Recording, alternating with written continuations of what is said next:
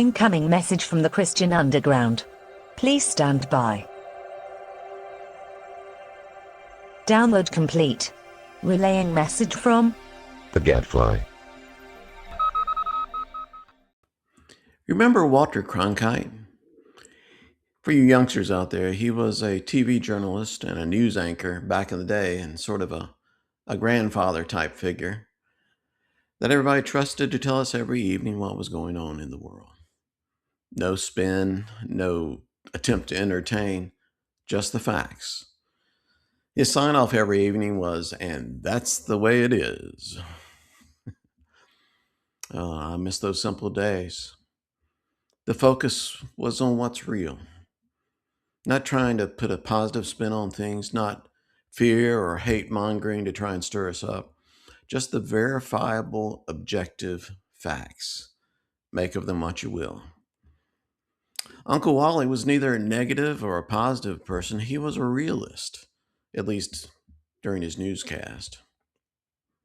I don't know about you, but I always resent it when someone tries to manipulate my emotions. As soon as I realize it, I dig in my heels. With movies and music and stuff like that, that's what it's all about, to make you feel something, and that's fine. But when someone is trying to engender an emotional response for ulterior motives, use tears to guilt me into trying to do what they want, trying to get me excited about something in order to buy or sell their product, or just trying to make me feel something that isn't reflective of what I genuinely feel. It makes me feel like they're trying to pull something over on me. They're trying to deceive me. And I resent it. Don't you? I am sick to death of this fake, superficial positivity that's being shoved down our throats everywhere you turn. I know the world has gone absolutely insane, and it's hard to keep it from driving ourselves insane. But burying our heads in the sand and telling ourselves little positive lies to try and make it through the day and make ourselves feel better just isn't the answer. Back in high school, they used to have these things called pep rallies. I don't know if they still do that sort of thing. But the idea was they'd get the cheerleaders and they'd gather everybody in the gym and they'd try and whip everybody up into a frenzy to generate enthusiasm for their football team or basketball team, winning whatever the next game was. And they were usually optional, so I'd usually opt to leave early. But they always seemed so contrived, so forced. I hated it. Too many of our church services seem to be like pep rallies nowadays. Somehow the expectation has become that we'll be greeted with smiling people and smiling musicians on stage leading us in some kind of energetic, uplifting songs about how pleased God is with us. And then we hear a nice, encouraging message expounding on the same idea.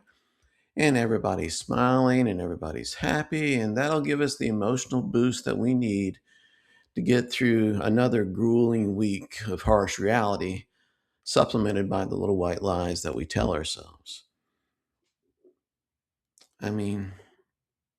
Is this what the Christian faith has been reduced to? It hasn't always been this way.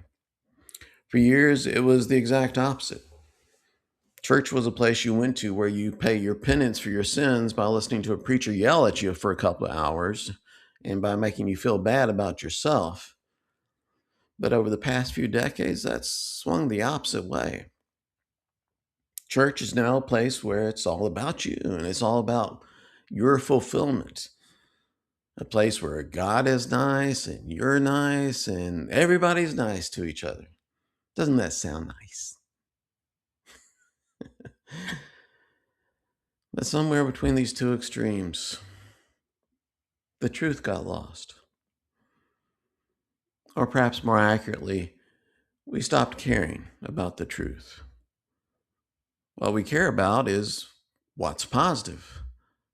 What makes us feel good about ourselves, about each other, and about the future.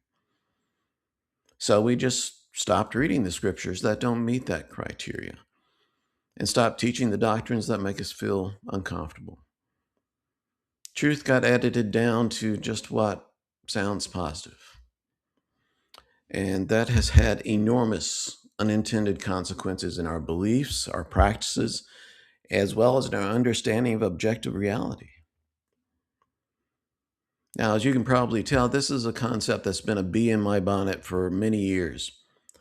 And I finally managed to put my thoughts together into a rather lengthy treatise that is posted on my blog at jimpruitt.substack.com. So if all of this resonates with you and you'd like to know more, I hope you'll pay it a visit and read my post, Positive Thinking and the Fall of the West. Well, that's all for now. So contend for the faith, brothers. And remember, having done all, to stand. Transmission complete. Gadfly. Signing off.